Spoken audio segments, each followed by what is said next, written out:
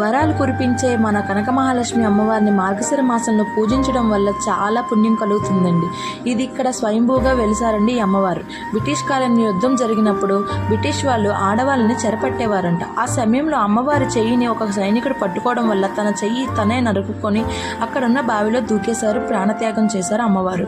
కొన్ని రోజులకి ప్రజలు కష్టాలు పడుతుంటే అమ్మవారు చూడలేక ఒకరి కళ్ళలో కనిపించి నన్ను ప్రతిష్ఠించండి, మీకంతా మంచి జరుగుతుందని చెప్పగా తెల్లవారుజామున ఆ బావి దగ్గరికి వెళ్ళి చూడగా బావిలో నుంచి ఒక వెలుగు కనిపించిందంట. అప్పుడు అక్కడ ఉన్న ప్రజలందరూ అమ్మవారికి గుడి కట్టి ప్రతిష్ఠించగా అమ్మవారు దానికి అంగీకరించలేదంట. నాకు గుడులు గోపురాలు ఏమీ వద్దు, నాకు కులభేదాలు లేకుండా పూజలు నిర్వహించండి అని చెప్పగా అప్పటి నుంచి విశాఖపట్నం వాసులందరూ అదే విధంగా పూజలు నిర్వహిస్తున్నారంట అమ్మవారికి.